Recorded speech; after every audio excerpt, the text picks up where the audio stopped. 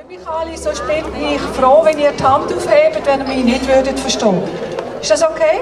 Ja. Also, ich möchte euch alle ganz herzlich begrüßen zu unserem Tibetfest am Lindenberg. Ich bin von der GSTF, heisse Margit Schmid. Das ist die Schweizerische Gesellschaft Tibetische Freundschaft. Tashi Zering vertritt die Tibeter-Gemeinschaft. Er wird dann auch noch etwas dazu sagen zum heutigen Tag und auch noch auf Tibetisch unsere tibetischen Landsleute begrüßen. Sie erwarten jetzt etwas ganz Besonderes. Wir fangen an mit den Kindern, die werden einen tibetischen Tanz vorführen. Dann kommen darauf an die Jugendgruppe, die auch tibetisch tanzen tut. Und nach einer kleinen Pause gibt es den Jagdtanz. Dann kommen die Erwachsenen, also Eltern zum Teil, die auch tanzen. Und dann später am Schluss kommt der Jagdtanz.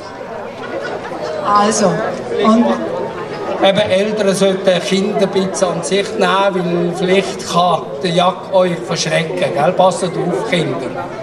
Also, das ist so der erste Teil vom heutigen Programm. Dann geht es aber später weiter, dann um 7:30 da zeigen wir von Manuel Bauer, Flucht aus Tibet, mit integriert Flucht über den Nanga-Pass, wo vor ein paar Jahren war, von ein paar Flüchtlingen und wo aufgenommen worden ist und wo einfach sehr beeindruckend war, was dann halt passiert ist. Aber das müsst ihr einfach mal schauen, um auch einen guten Eindruck zu bekommen. Eben, da war jemand, der dabei war bei dem Nangolo-Shooting. Da sind zwei Tibeter, eine Nonne und ein Tibeter, glaube ich, sind verschossen worden auf dem Weg zum Flucht. Einer hat geschafft, bei den Bergsteigern in einer Toilette sich zu verstecken. Bergsteiger, die haben das alles beobachtet und dann aufgenommen und haben ihn eigentlich gerettet. Und er hat dann über Umweg in die Schweiz geschafft und er lebt jetzt als anerkannter Asylant in Aarau. Und er ist auch dabei heute oben und er wird persönlich berichten, was dort passiert ist. Und nicht zu vergessen natürlich dazwischen auch, es wird jederzeit möglich sein, dass man etwas essen und dass man etwas trinken kann. Wir freuen uns, wie gesagt, dass Sie alle da sind und hoffen, dass Sie mit uns zusammen einen schönen Abend verbringen. Und einen spannenden, auch vielleicht einen berührenden Abend. Ja, vielleicht noch dazu noch nach dem Film. Die Tibeter hier Rundtanz, Stampftanz, alles machen. Und sind alle zusammen Schweizer also sehr, sehr willkommen mitzumachen. Wir lernen euch, das kann man sehr schnell lernen. Und die nicht wollen, die können weiter essen, trinken oder auch kaufen. Also das ist alles möglich dann. Das ist ab der 9 ungefähr. Okay, beginnen wir chúc zum Beispiel mehr war also Hamburger war Makrane an die drin da Puchunga zu Chabere und zu Chopegi da Dogare Chunga zu Chabere die Schula ne Dinga zu Chabere die Schula ne und der Gemba zu da Bau da Moda Bau ama Gange की चंगा जे बुगु तो दाल चंगी और die Chabere an die Dogas die Gune geht zum Schrade ist so 인상 기란서 굳이 우마기 가서 잡죠 지도부터 지로치 배상나가 돌아 야 잡에 주어와 야기 견제다 누조가가 되다가도 아자지 와래 아자 gem바지 아자 딜레스니 주어래 프랑키 샨데 캡처 아니 맞으라디 라버레 안티 그지 샤당 두두와 안잡라지 동와 디인자는 되고다 지나서 간다를 뜻이네요.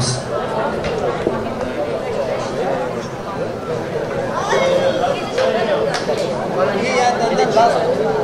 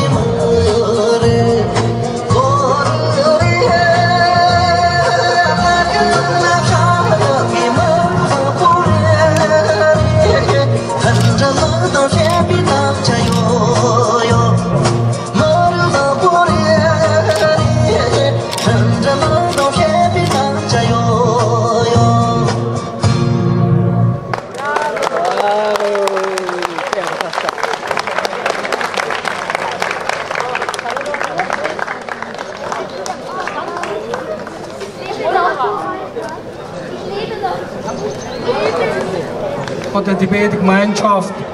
Und sie haben gesagt, es tut ihnen sehr leid, sie können nur einen Tanz machen, weil einige Jugendliche fehlen, weil sie noch in der Ferien sind.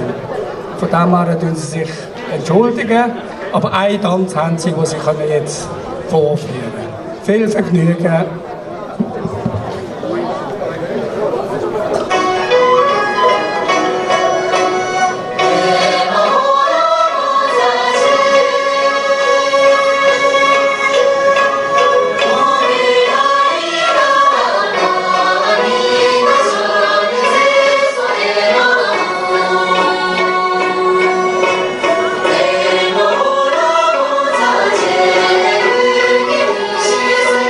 Yeah.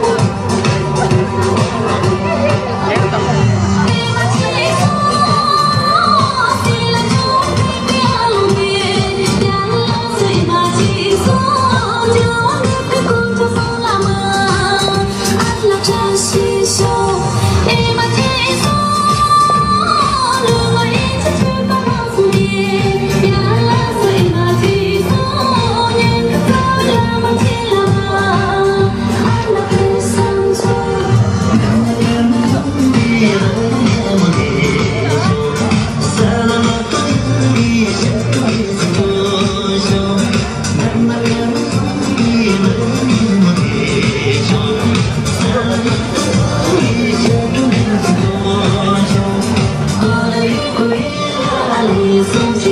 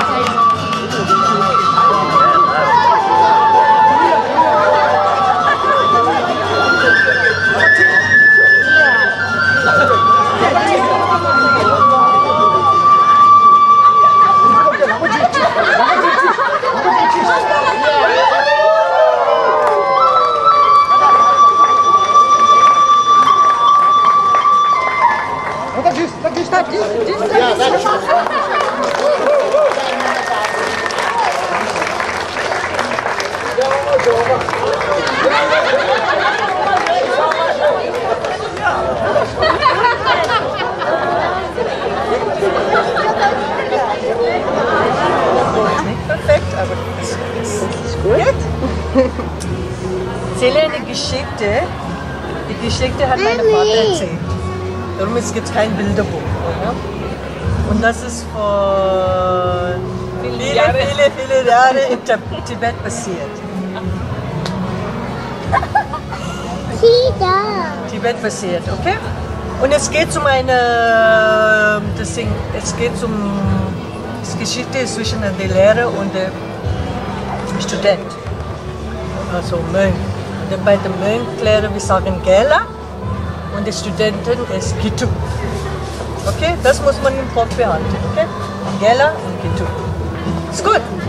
Gela bedeutet Lehrer und Gitu bedeutet Student.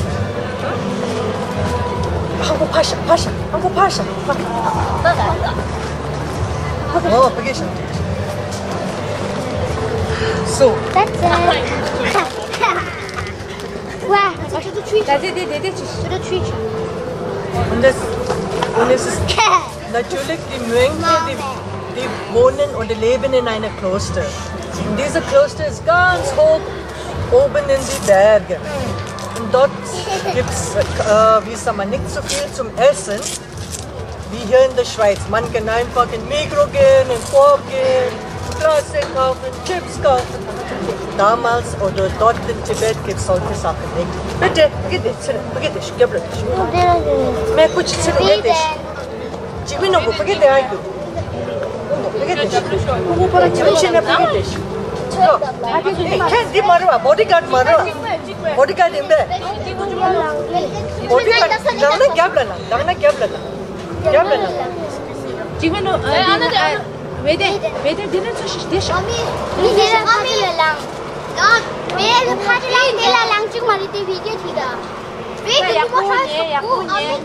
Okay. Und ja, die kabla konso. Es hat nur Zampa. Zampa ist wie Reis oder Teigwaren. Oder Kinder lieben Teigwaren. Dort gibt es nur Zampa zum Essen.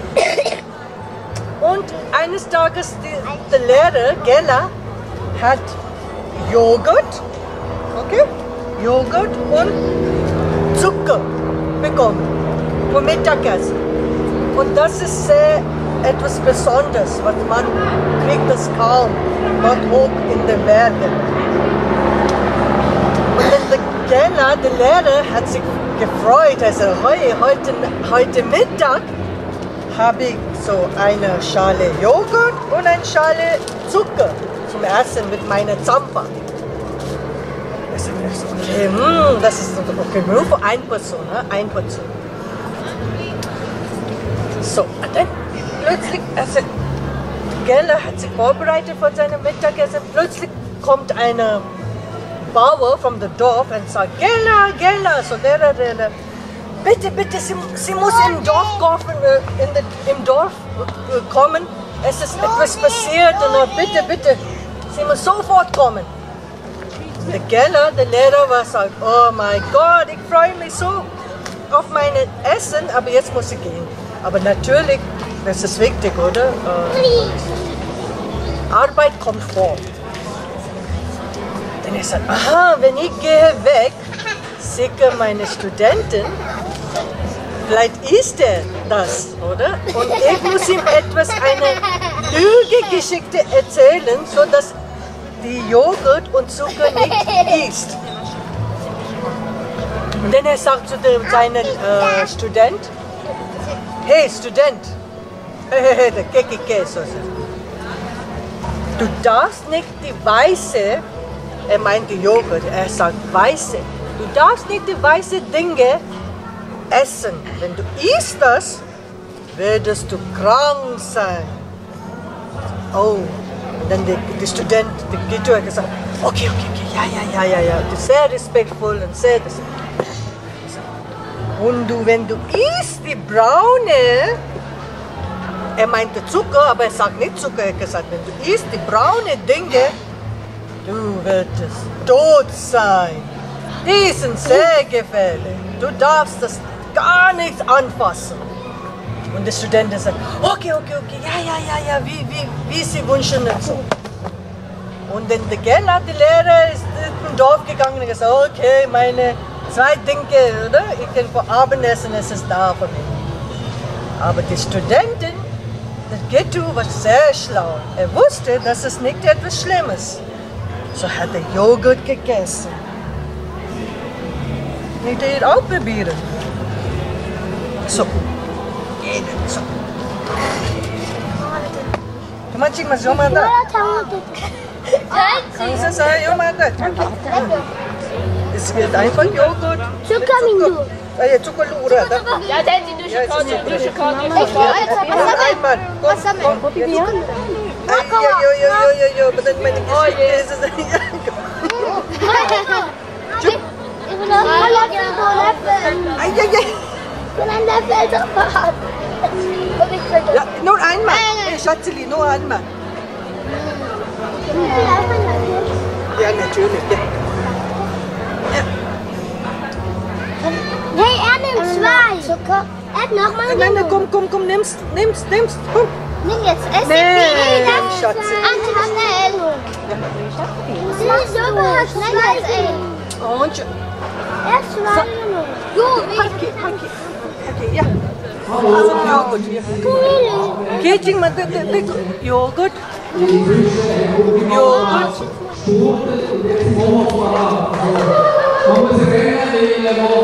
Er hat den Joghurt gegessen und er sagt, das ist lecker und er hat ganz gegessen, weil das ist wirklich ein besonderer.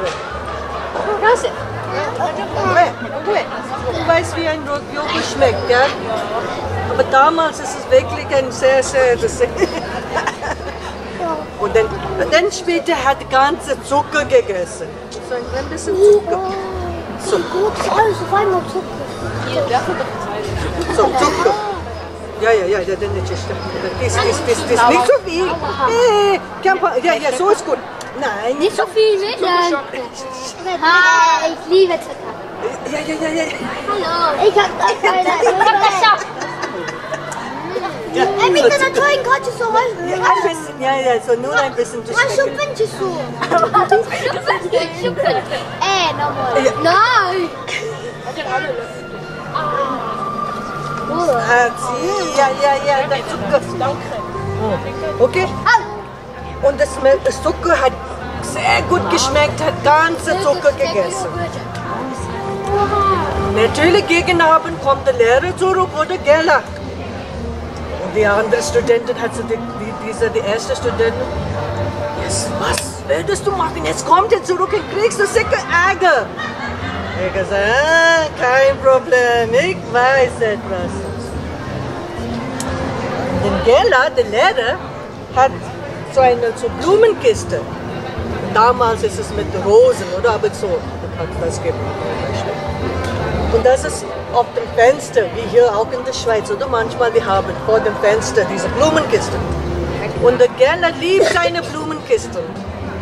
Was hat das Ding Student gemacht? Er hat das runtergeworfen und natürlich ist es kaputt gegangen.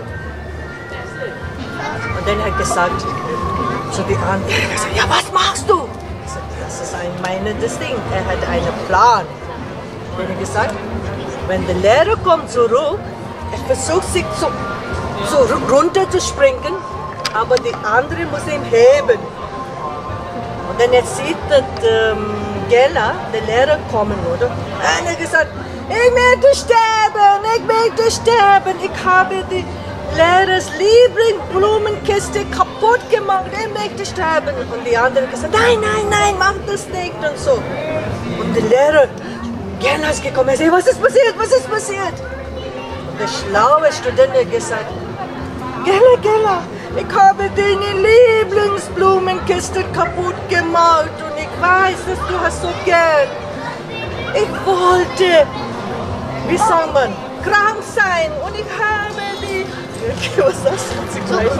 Zucker, krank sein. Ich habe krank sein, ich habe den Zucker gegessen. Joghurt noch krank? Ja. Okay. Ich habe Joghurt gegessen, ich wollte krank sein. Aber natürlich ist nichts passiert. Denn ich wollte sterben und ich habe Zucker gegessen. Auch nichts ist passiert. Darum ich möchte runter vom Fenster springen und sterben und so. Und der Lehrer hat gesagt, nein, das ist nicht so schlimm. Und so war's. Und der Student, es ist auch jetzt weit schlau, oder? Er hat den Joghurt gegessen, er hat den Zucker gegessen, die Blumenkiste kaputt gemacht und hat... Der Lehrer könnte ihm gar nichts sagen, weil die Lehrer könnte nichts sagen, oder? Das ist ein normaler Joghurt oder normales Zucker. Also das ist meine Geschichte. Moral weiß ich nicht. Sag mir jetzt weiter, wie der versteckte Song ist. Nein.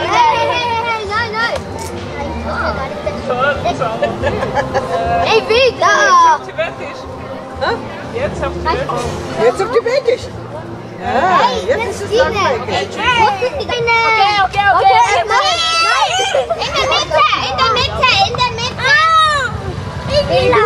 Mitte.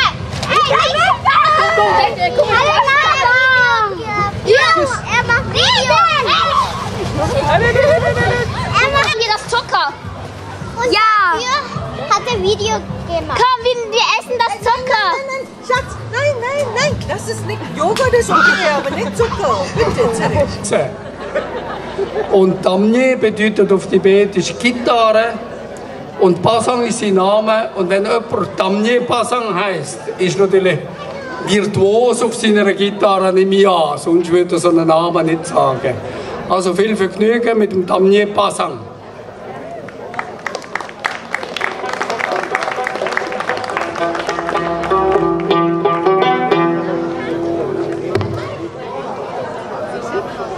Hallo, ich bin Tesla.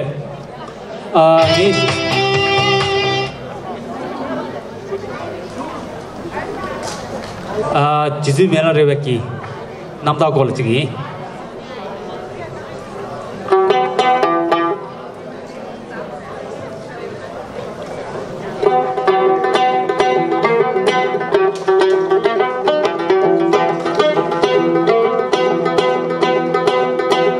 Give me hands together.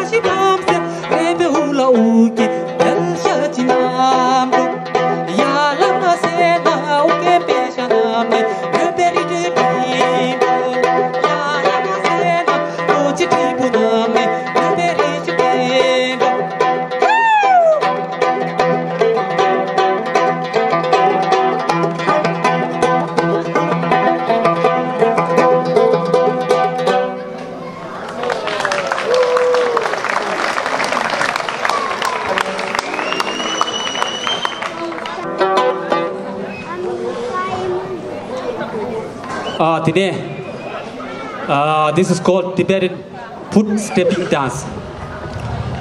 This is called Danyen. Da is the melody, sound is the Nyen, melody sound of Tibet. So foot stepping dance, that's called singing, dancing, playing. So hope you will enjoy.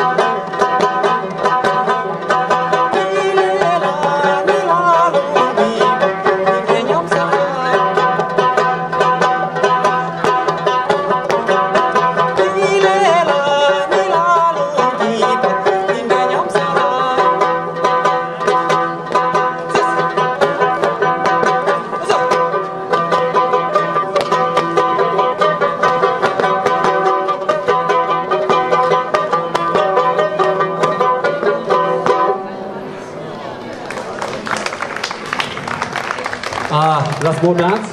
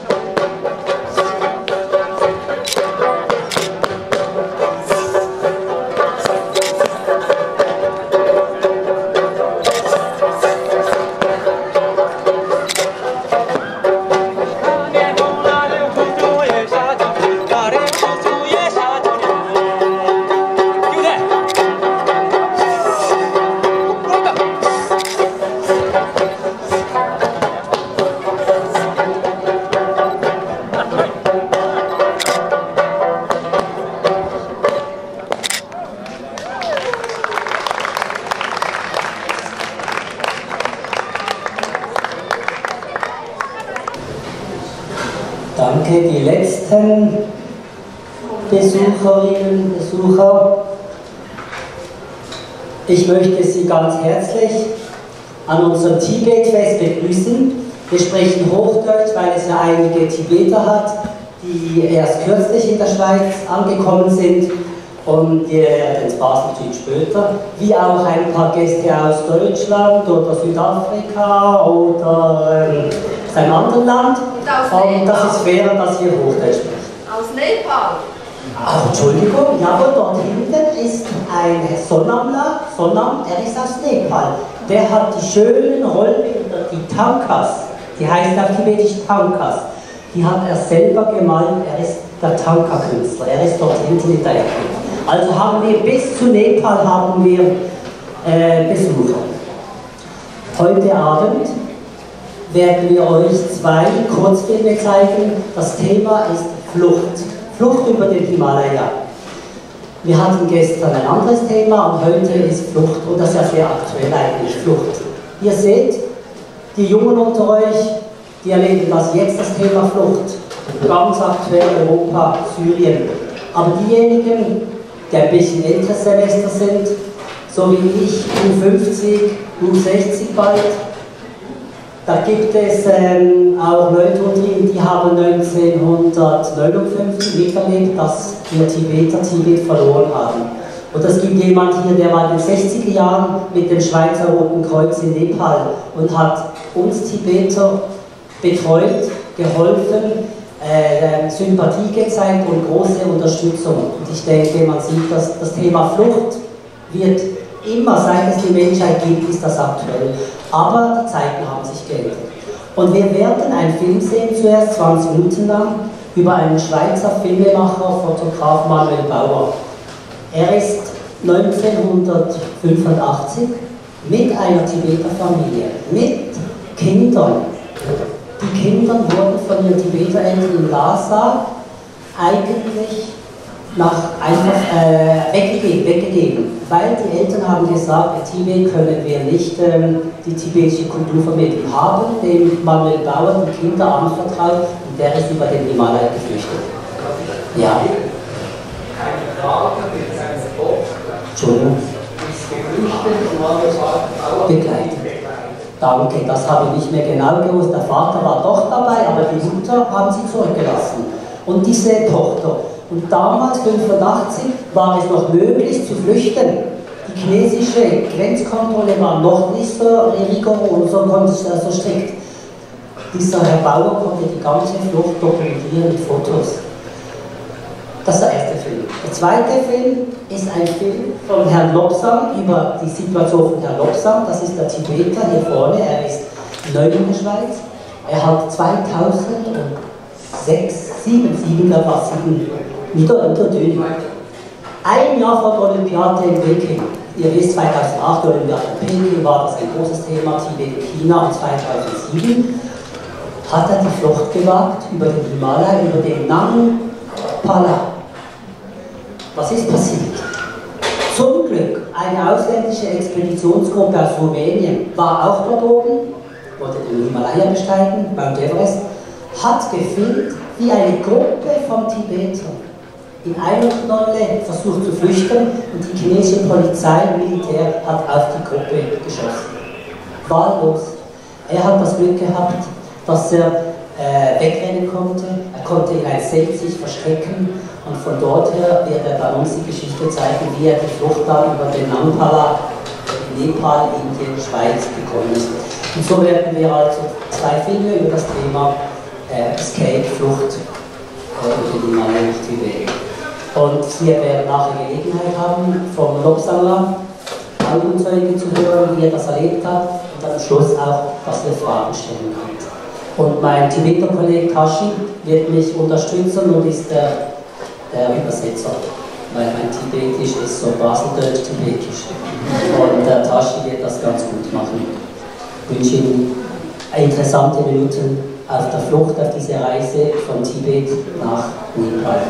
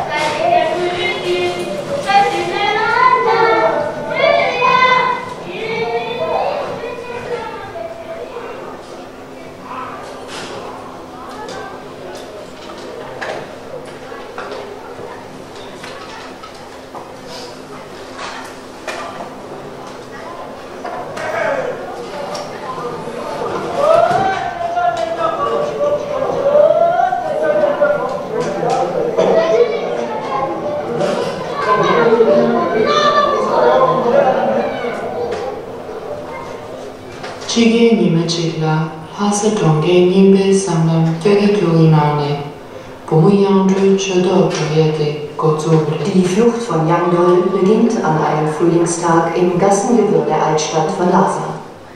Yangdol ist 6 Jahre alt.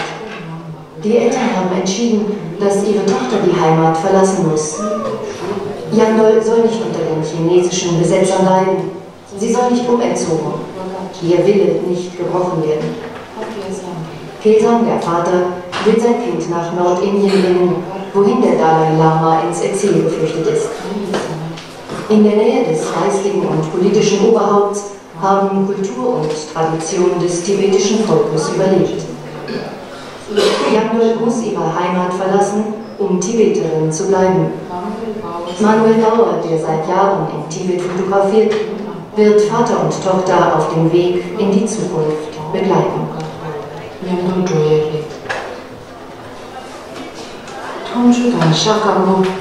Wasser, getrocknetes Ziegenfleisch, Gerstenmehl und ein Sack mit Kleidern liegen bereit.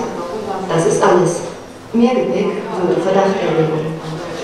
Unterwegs werden sich die beiden als Pilger ausgeben. So hoffen sie, an den Posten vorbeizukommen, die das Leben in Tibet kontrollieren. Nicht einmal die Hauptstadt dürfen sie ohne Erlaubnis verlassen.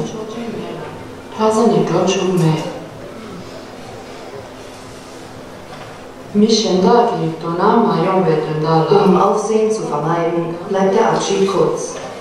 Sogar die Nachbarn könnten spitzel sein. Die Mutter legt Yangdol einen glücksbringenden Seidenschal um. Der kleine Bruder drückt seine Schwester an sich. Dann gehen Vater und Tochter davon.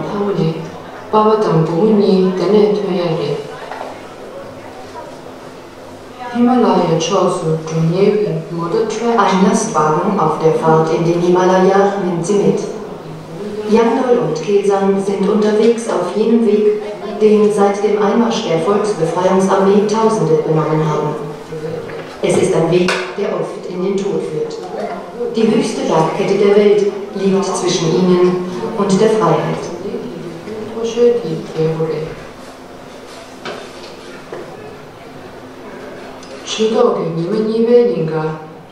Am zweiten Tag erfahren sie, dass in den Bergen ein Schneesturm tobt und der Lastwagen in Shigatse bleiben muss. Kelsang und Yangdol werden aufgehalten. Sie fürchten, dass die Flucht scheitert. 5 Tage müssen die Flüchtlinge ausharren, stets in Gefahr, entdeckt und verhaftet zu werden. Dann endlich fährt der Lastwagen weiter. Die Kontrollposten lassen sie unbehelligt.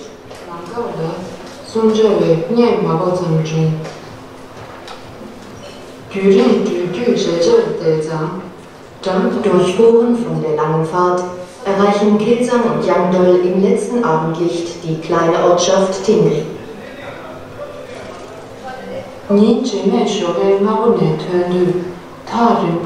Als sie in den frühen Morgenstunden aufbrechen, erkennen sie am Horizont die weißen Zacken der 8000er. Doch bis an den Fuß der Berge zieht sich Tundra, flach und baumlos.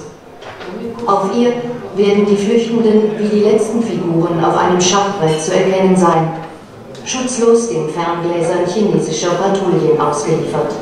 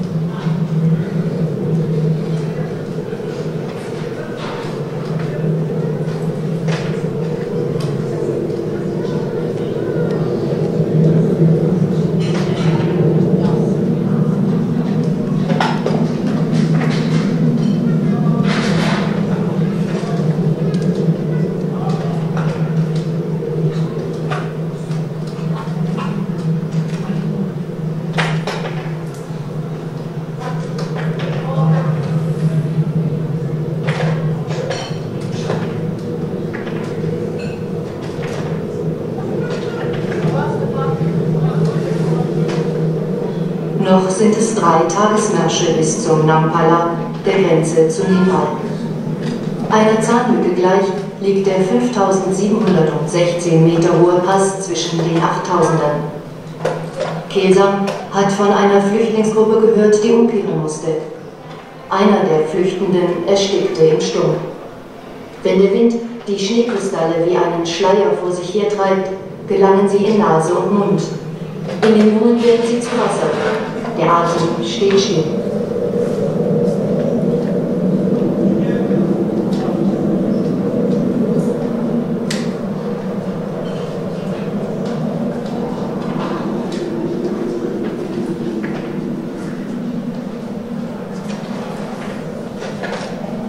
Kelsang bereitet seine Tochter auf die Kälte vor.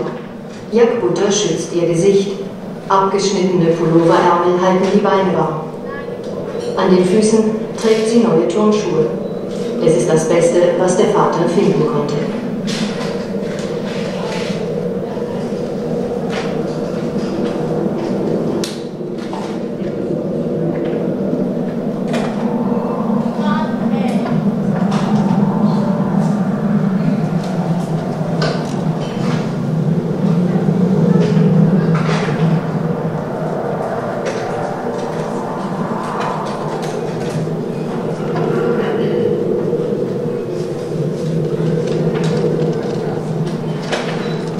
Zehn, 12, 14 Stunden am Tag gehen Kelsang und Yangdol.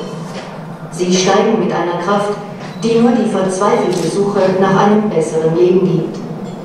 Jeder Schritt strengt mehr an als der vorhergehende. Immer häufiger halten sie an und lassen sich erschöpft fallen. Doch immer wieder stehen sie auf. Und wenn sie stehen, müssen sie sich erholen, weil sie aufgestanden sind. Die Nächte verbringen sie eng aneinander geschmiegt. Schlaf finden sie kaum. Angst und Kälte lassen ihnen keine Ruhe.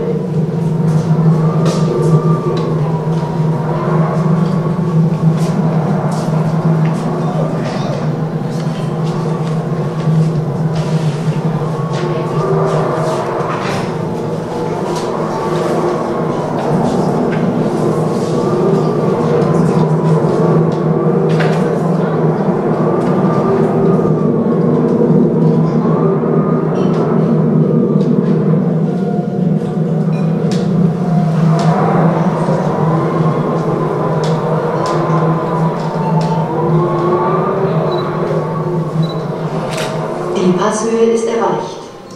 La Yalo, Sieg den Göttern, ruft Kelsang. Zusammen mit Yangdol bindet er ein weißes Seidenband als Glücksbringer an den Steinhaufen, der die Grenze Tibets markiert. Noch sind sie nicht in Sicherheit. Sie stehen auf einer Grenze, die keine ist. Chinesische Patrouillen dringen weit ins Nachbarland vor. Die Eiswüste ist ein Reich ohne Rechte. Wer hier ein Verbrechen begehen will, kann es ohne Zeugen tun.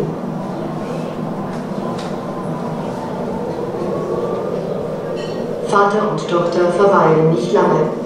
Sie beginnen auf der nepalesischen Seite abzusteigen. Der Wind bläst ihnen entgegen, als wolle er sie aufhalten.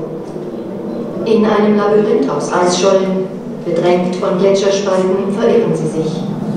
Doch für Panik bleibt keine Zeit. Jeder Schritt weg von China zählt.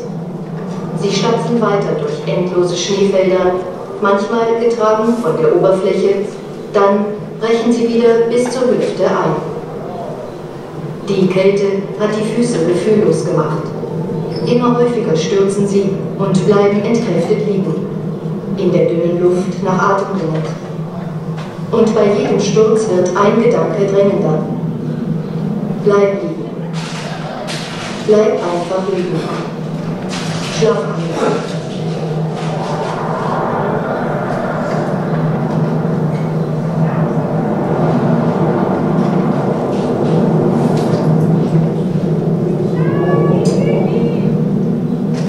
Wasser.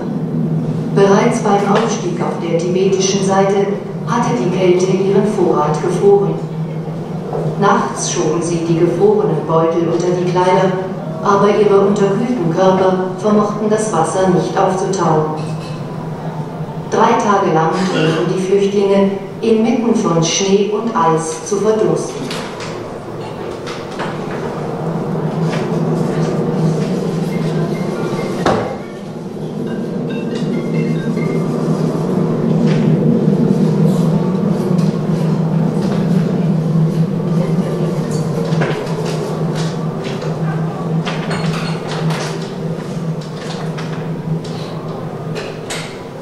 Der erste Mensch auf der anderen Seite des Nangpala, ein Hirte mit seiner Jacke. Er kommt aus Nangche Bazar, dem ersten größeren nepalesischen Dorf. Bald werde die Zollstation auftauchen, erzählt er. Kelsang und Yangdol warten, bis sie im Schutz der Dunkelheit die Grenzwächter umgehen können. Versteckt im Gebüsch legen sie sich für einige Stunden hin. Kelsang kann nicht schlafen. Eine Zehe ist erfroren. Mit einer Rasierklinge versucht er, sie zu amputieren.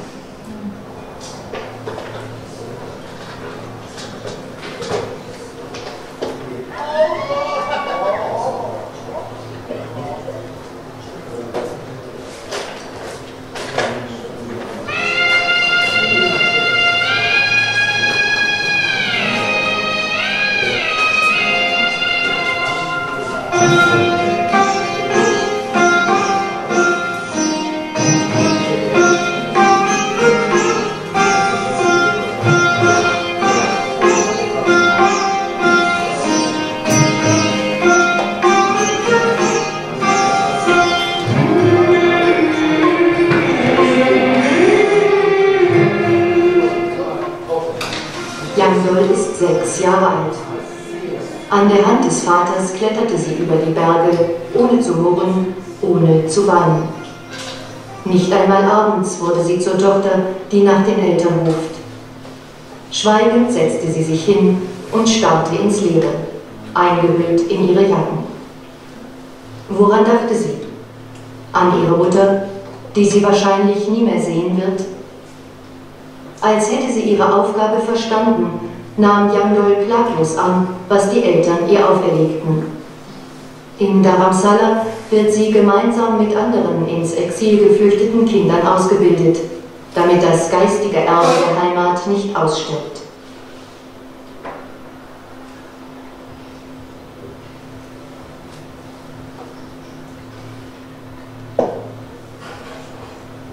Namche ist Ausgangspunkt für Trekkingreisen in das Everest-Gebiet. Das Leben pulsiert. Doch Kelsang und Yangdol sind noch nicht in Sicherheit. Die nepalesischen Behörden liefern Flüchtlinge für ein Kopfgeld an China aus. Kelsang entscheidet sich, nach Kathmandu zu fliegen. Er will möglichst schnell weg und sein Kind in Sicherheit bringen. Zur Tarnung verkleidet er sich als Sherpa. Als Gepäckträger für Touristen erhält er die Billette zu einem Preis, den er bezahlen kann.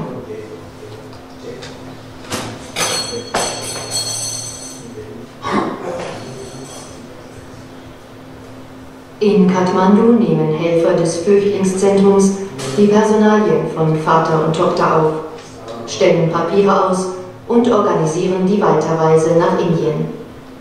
Yangdol wird geimpft, um sie vor den Krankheiten in ihrer neuen Heimat zu schützen. Ihr Körper, an trockenes Höhenklima gewohnt, hat den Infektionen der Tropen nichts entgegenzusetzen. Das Hilfswerk in Kathmandu registriert jedes Jahr mehrere tausend Menschen, alle auf der Flucht vor dem chinesischen Regime. Dass die Anlaufstelle von Exil-Tibetern betreut wird, macht Kelsang ruhiger. Er spricht mit anderen Flüchtlingen, die in der Kälte beide Füße verloren haben. Er sieht Hände, bei denen sich das schwarze Fleisch von den Knochen löst.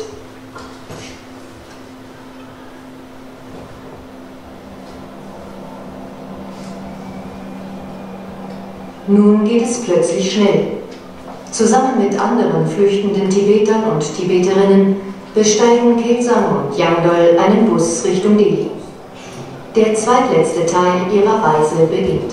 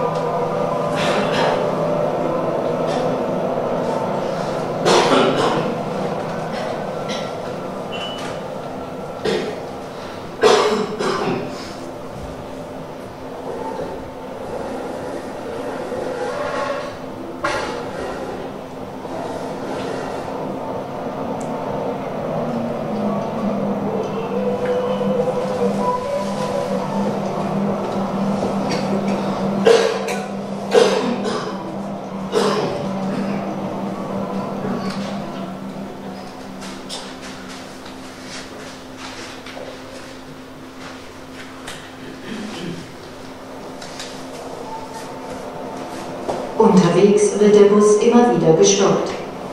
Die Flüchtlinge werden zum Umsteigen in ein anderes Gefährt gezwungen, damit sie ihre von der UNO bezahlten Sitzplätze verlieren und neue kaufen müssen. Polizisten nutzen schamlos die Wehrlosigkeit der Tibeter aus und berauben sie ihrer letzten Ersparnisse. 3 Tage dauert die Fahrt, bis die indische Hauptstadt erreicht ist.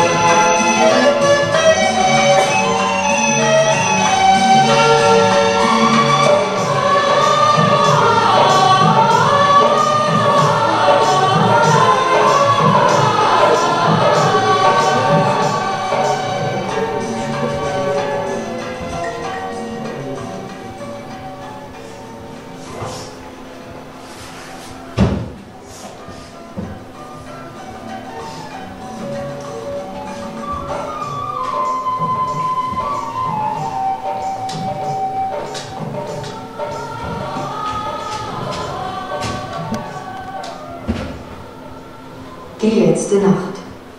Morgen wird